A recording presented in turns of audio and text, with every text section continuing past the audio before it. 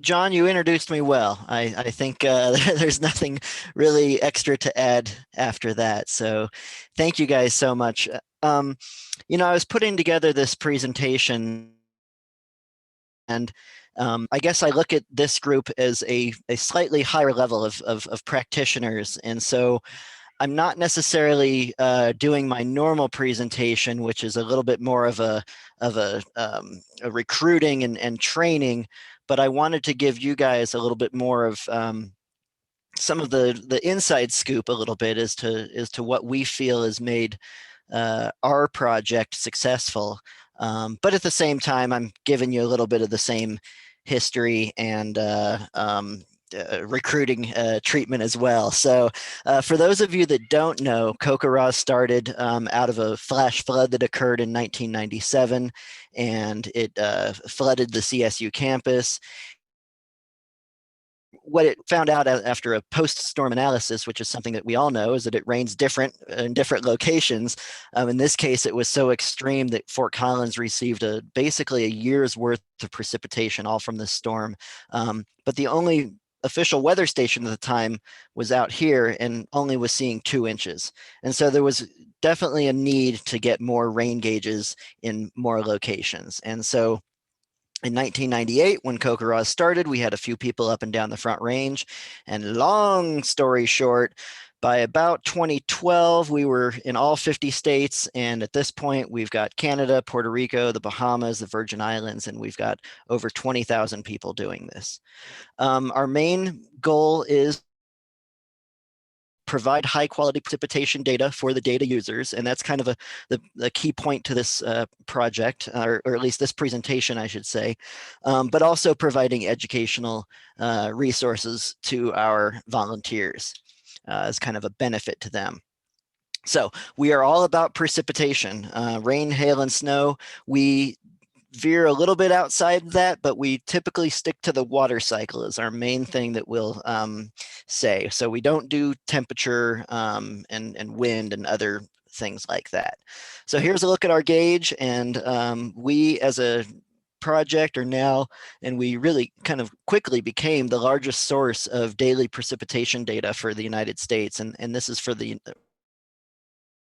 National Weather Service to use our data. Again, more pictures showing what we all know. It can rain across the street and not on you.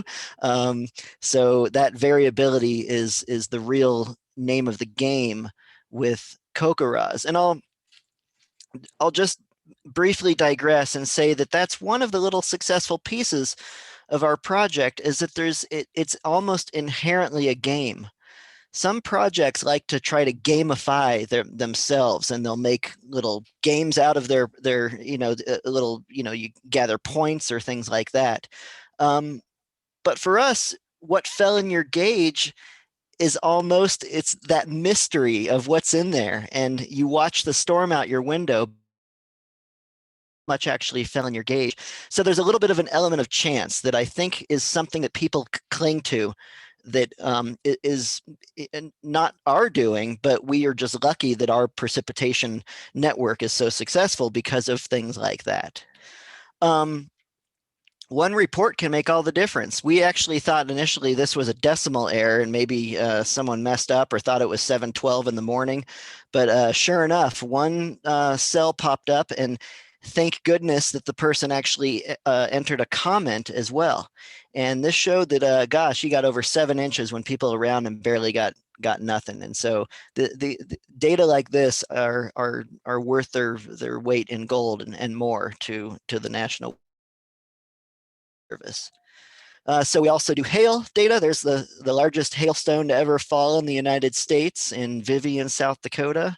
My colleague holding that right there. That was pretty fun. We also do snow. I would say that snow is a little bit more tricky. It takes a little bit more time. So instead of the 2 minutes that it might take you to do your snow measurement, it's more like 5 or 10 minutes possibly to get all your snow measurements done, depending on the event. It's still not rocket science though, so that's the nice part. So I mentioned that we don't just do rain, hail, and snow, but we're sticking to the water cycle. So we have an instrument that measures evapotranspiration. That's just optional.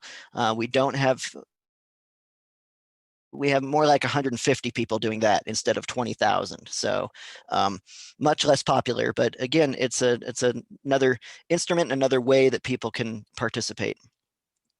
So how do we get good data? We've got a lot of ways that we've gone about it over the years. And so to begin with, we started out with deciding that we needed to provide an affordable gauge, but one that is still high quality. And according to the National Weather Service, and they use this 8-inch SRG, standing for Standard Rain Gauge, they've been using this for over 100 years.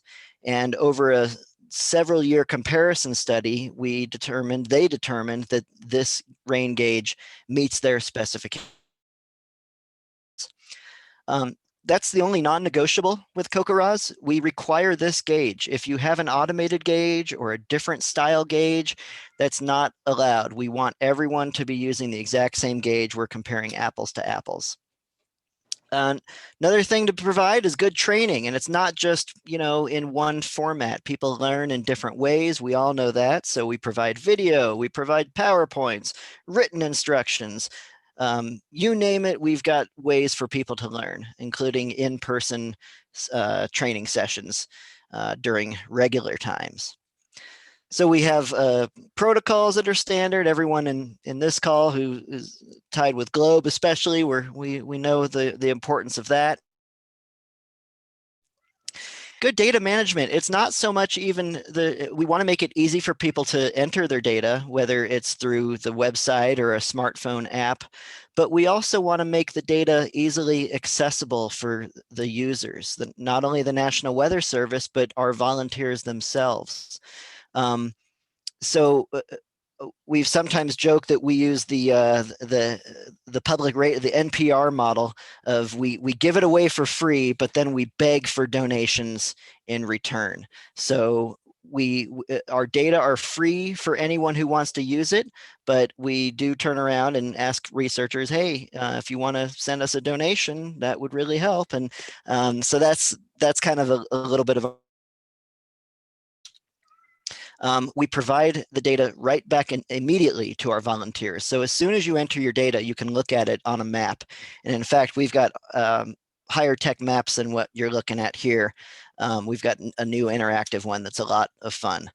We also provide graphs and charts of people's data. So again, it's just a way to give people back, and they can look at their data, and it's a way that when they see it on the screen and see it on a map, they know that they're fitting into the bigger picture. And so again, the big success, and it's been a little bit of a feedback loop that the people who use the data then showcase it, whether it's on a national weather site or on a TV meteorologist, they'll show it on the news, and just seeing your dot on the map gets you all excited, but it gets other people interested, and maybe, hey, I want to see my amount on the newscast also, and so they'll look us up and join. And so the more dots, the better the data. We have an extensive QC process that I'm not going to get into today, but some of it polices itself, because you can see nearby neighbors, and whether their report is slightly different, it still will make sense in the bigger picture. And so if something really sticks out, we can see those things. I'm going to keep on moving forward here. So I wanted to show just a few examples of some of the folks that are using our data, because it's not just the National Weather Service. We encourage our volunteers to submit zeros and to have complete data sets. And having a complete data set is not only good for climate applications, but all those zeros mean something to the scientists who are studying drought. And so the National Drought Information Center also uses CoCoRaHS data. National Weather Service's snow hydrology folks, they use our data quite extensively. This guy, he's actually near Donner Pass, and he is an amazing volunteer. I mean, we don't expect everyone to do something like this, but he's digging trenches and making steps, and a little out of melting hot water, and he's really going for it. So these data are so valuable, and volunteers like that, I mean, he's having fun. So that's great on our end too.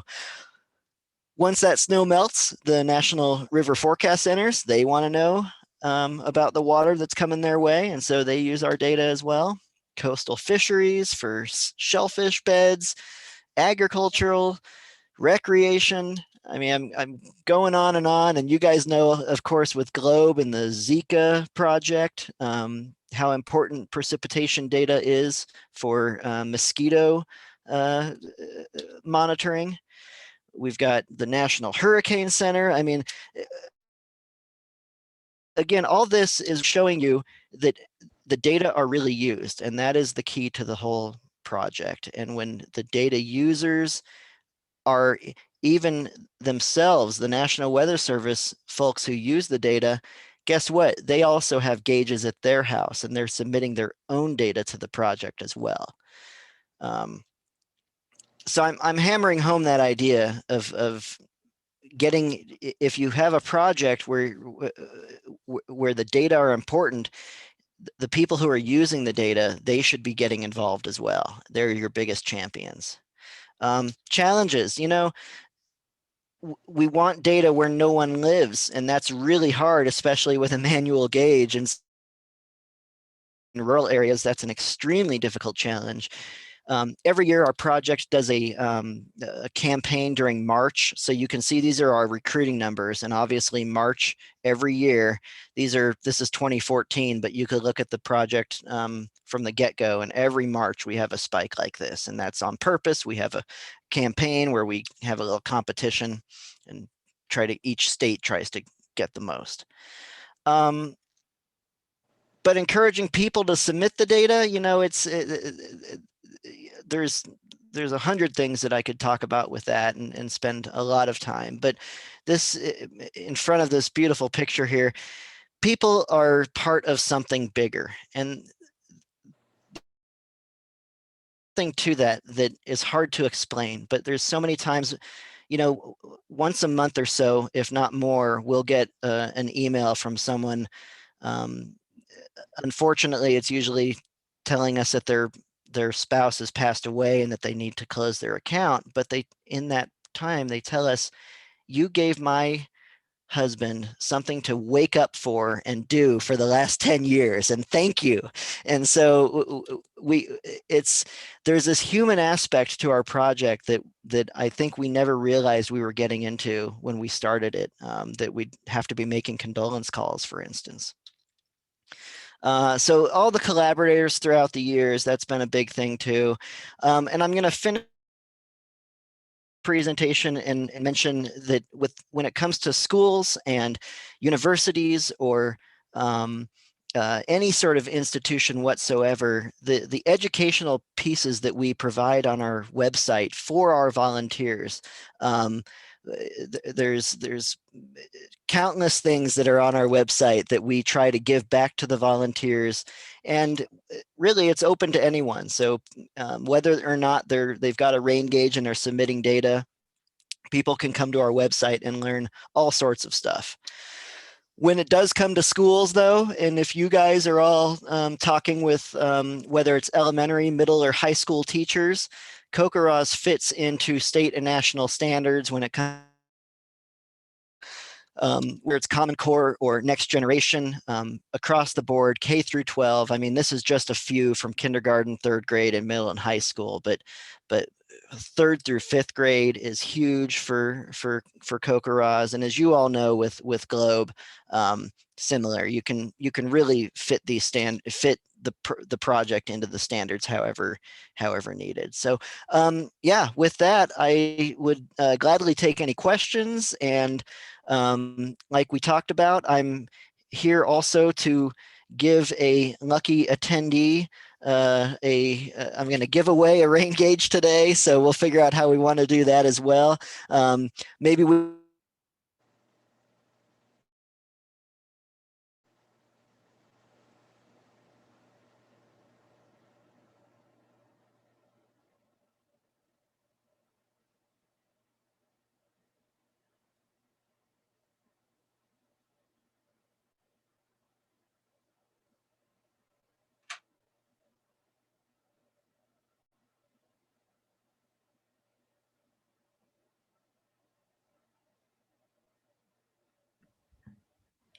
Deanna, did we lose audio? Somebody. Yeah, I was just checking my Wi-Fi and stuff, but yeah, Noah just. Yeah, I can hear you. We can't hear Noah though. Yeah, that's right, Mike. Okay, I didn't know. My internet has been freezing all day long, so I didn't know if it was me. Matt Ferner says frozen like hail. So thank you for that in the chat there. Thank you, Matt, for that little quip there. Hopefully, I don't know if Noah's, Noah's back. Yay. No, he's not. Is he still frozen? Yeah. Like hail.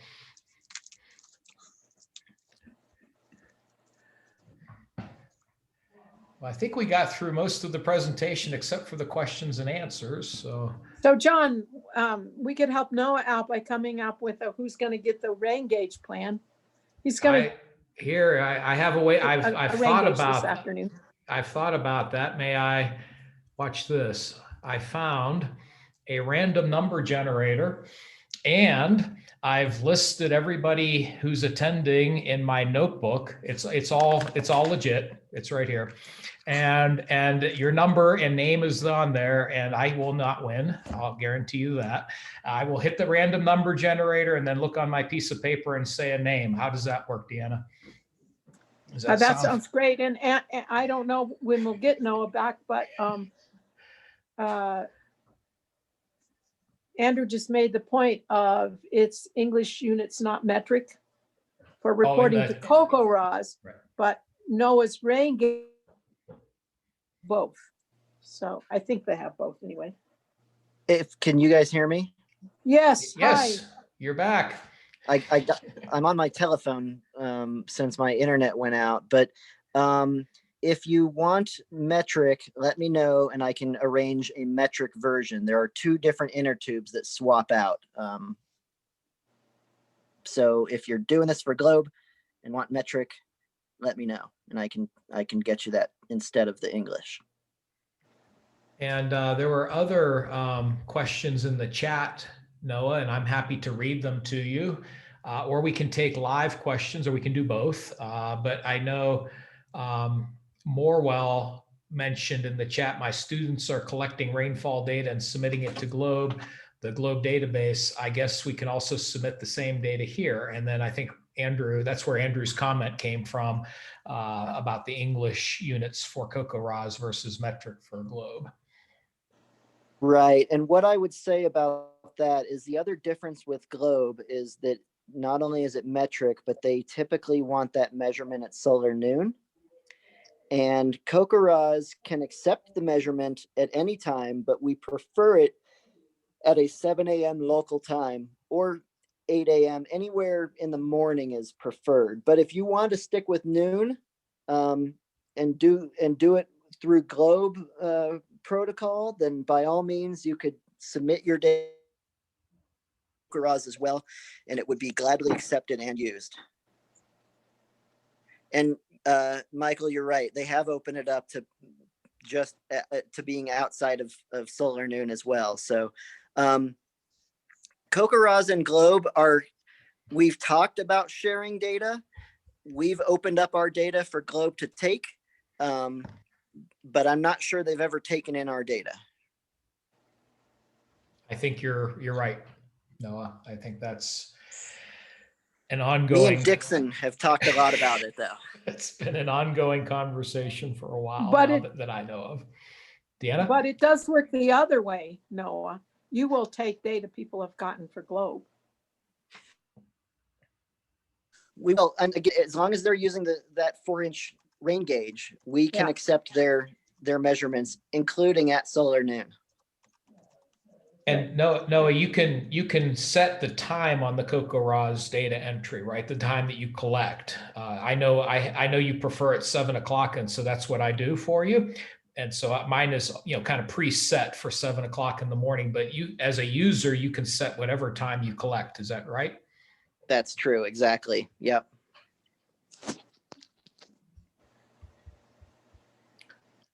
I just realized I didn't have my camera on there. You can see me now. You're back, yeah. Other comment from Haley, how do protocols compare with globe precipitation? Say that one more time, please. How do the protocols for CoCoRaHS, I think, compare with globe protocols for precipitation? They are exactly the same. They really do not veer, other than the time of observation is I guess the only sticking point. And again, as we discussed, English versus metric, but the instructions are one and the same. And Tracy's asking about more information on posting data. So when you register with our website, it assigns you a login and a registered location.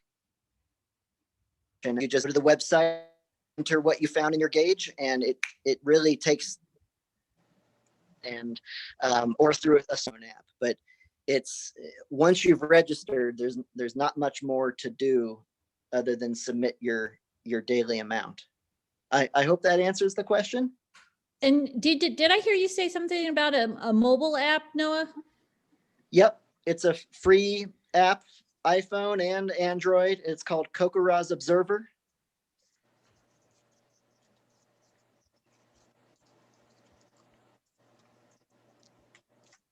And then Tracy also gave a shout out to Yay California Volunteers, just so you know, Noah. Hey, they've been met quite a bit recently. So yeah, they've really had quite a bit of rainfall this week. And then Kevin had a question about the ET instrument, and there was some chat in there with some answers, Noah, but do you want to say anything more about that? Yeah, I didn't see the chat, but it is the instrument costs roughly $300, so it's not too affordable. It's nice that it's a direct measurement of evapotranspiration. Those of you who know from maybe an automated station that spits out an ET reading, that's a calculated reading and it's not a direct measurement. And so our instrument, I call it the touch because it starts out full of water and we're measuring how much evaporates out. And it basically is mimicking the leaf of a blade of grass. Thank you. And then I think Mike Jabot was complimenting a NYCQ22 data. Do you want to say more about your data, Mike? It's my site. That's what I was. Are you bragging about your site? Yeah. You know, the one, you know, I have an ET gauge and I think while it was expensive, it is pretty cool to share that data when you're, you know, the 1 month a year when it's safe to not have it freeze in Western Europe. It's pretty cool. Thanks for doing that. I really appreciate it. The nice part about that data are that it's not as variable. So having one in the county is quite good for sure. Compared to, we don't need one every square mile. Just having one in the county is quite very valuable, actually.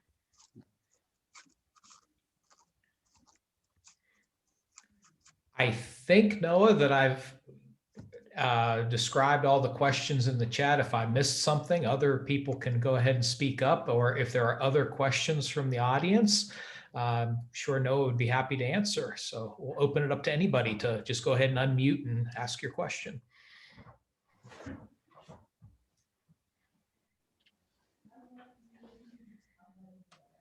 Hey, Noah. And if not, go ahead. Yeah, it's been fun to learn a little bit more about CoCoRaHS. And I think you mentioned that that CoCoRaHS has some kind of educational activities for students. And I'm wondering if you could just illuminate on that a little bit more. What types of activities students do for that?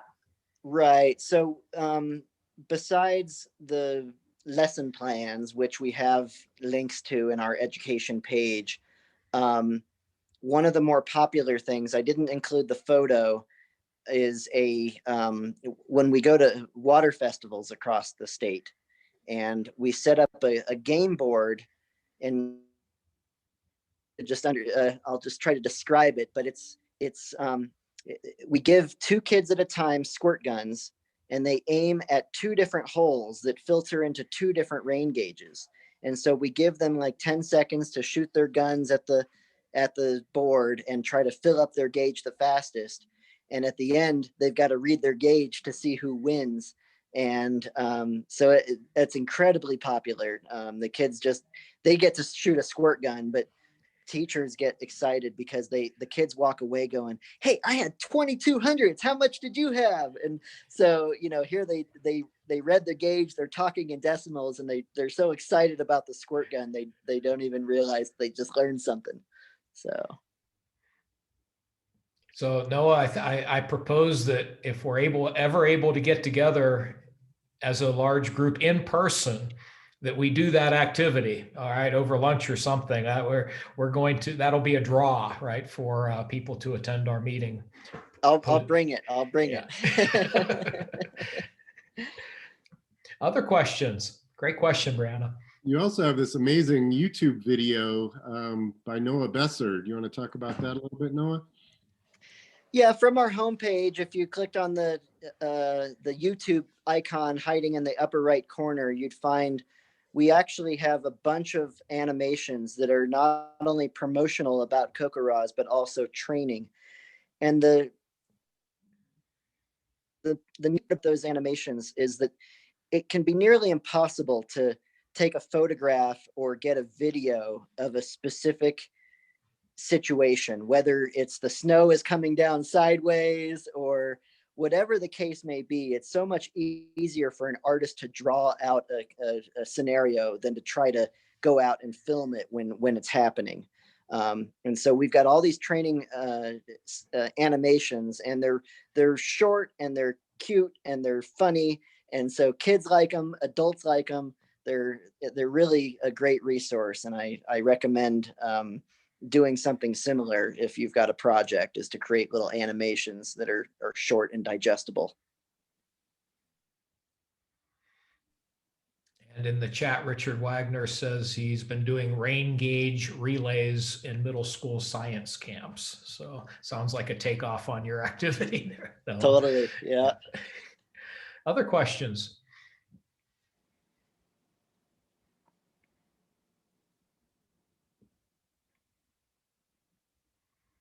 And if not, you want me to pull up the random number generator? I think you may have missed when you were gone. I found a random number generator, and I told everyone that I wrote their names on my notepad, and I have numbers next to their names, so it's all random, right? And I'm not including myself, and I can probably disqualify you too, Noah. So do you want me to pull that up, Noah?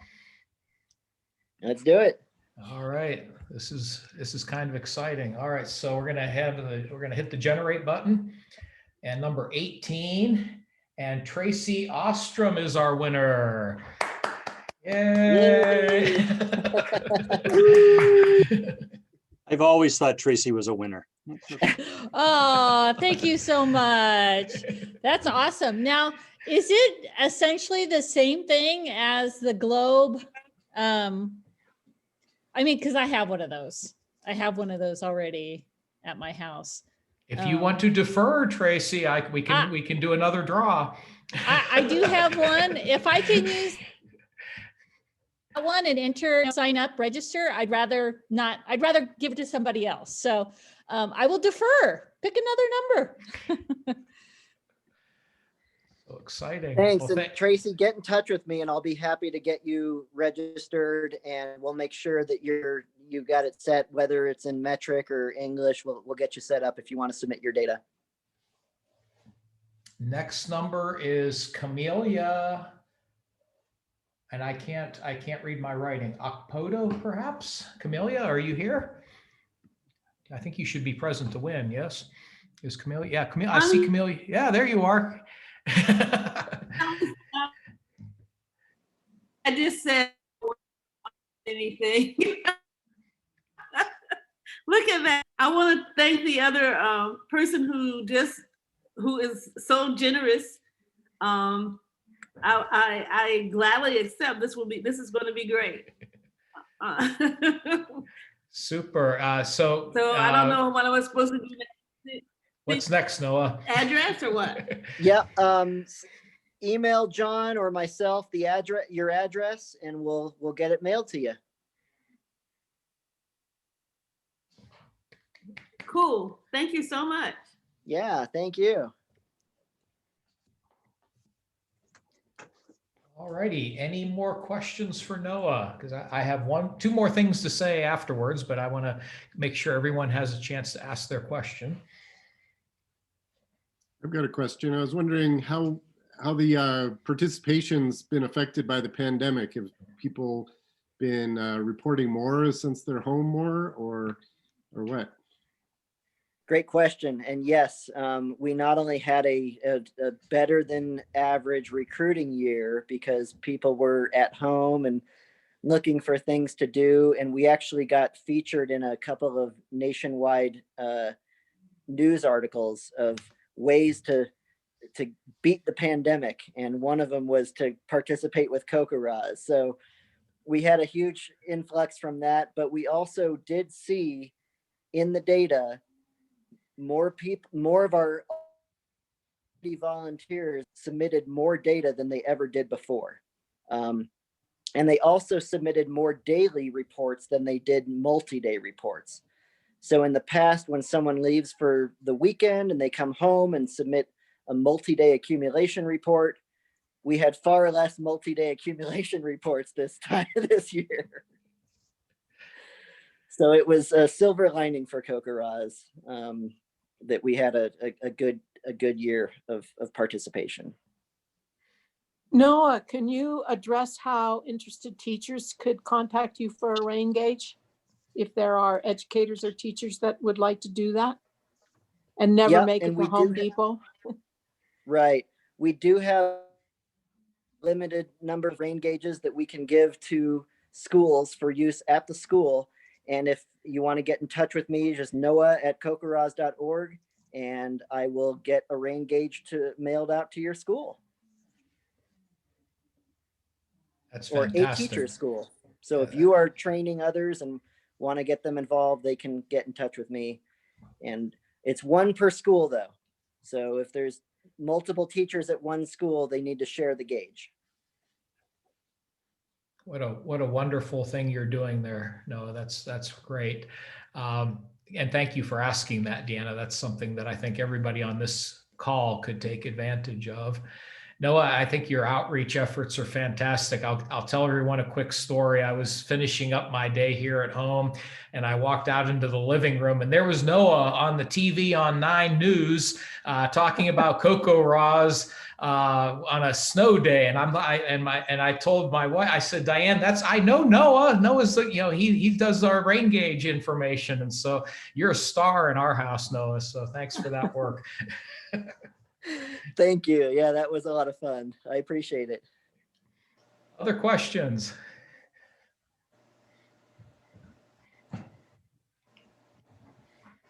All righty. Well, thank you again. Now let's all give Noah a nice round of applause virtually, I guess we can do that. And my 2 other pieces of information for everyone on the call. First of all, thank you for being here. These optional meetings, these water coolers are for us as a community as we're working in our collaborative teams. And may I suggest, or if you have a topic like this that you think would be broadly interesting to the different collaborative team members, email me at jristvy@ucar.edu. I'll put it in the chat here. I think you have been mostly hearing from Deanna, but I'll put my address in here too. But we would be happy to have you speak to this group in one of these water cooler formats. Noah, thank you for kicking us off today and getting us off to a good start, but we would love to hear from everyone. Originally, our idea was to have this big kickoff meeting in Boulder and we'd all get to meet each other and know each other and share squirt guns at lunch or whatnot. And now we've had to flip it. And so we've had these leader meetings and we've had the all team meeting once, and now we're trying to stay connected. And Deanna, do you want to say a little bit more about our communications and your newsletter idea? I wanted to wait till after today, but we will post Noah's presentation on the ESS website. So if you want to share it with others or your staff or people you work with or schools, it's okay. And his slides and things like that will be on the website. Great. Thank you, Deanna. And I'm working on a newsletter to encourage more water coolers and to share more about posting in our team folders as ways of communicating too. Excellent. And then the last thing I have is that you'll receive an email probably from me afterwards today with a very short, I think it's 2-question survey for today's presentation. If you could return that, that would be wonderful. So we appreciate that. All righty. Well, thank you all so much for being here today. No, I don't know if you can see the chat, but you're getting lots of congratulations and impressions and such like that. So I will share the chats Thank with you you again. as well. Great. I'll send you my slides. Wonderful. Thank you so much, everyone. Have a nice weekend. Yep. You too. Thank you. Thanks. Bye, everybody. Bye-bye. Bye. Hi, Dave.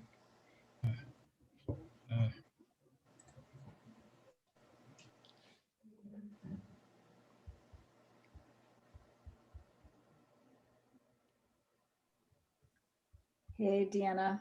My Hi, hi, Ed- Svetlana. Yeah, hi. The Wested thing ended, or I was able to duck out, but so I'll look for the slides that you're going to post, and sorry I had to miss.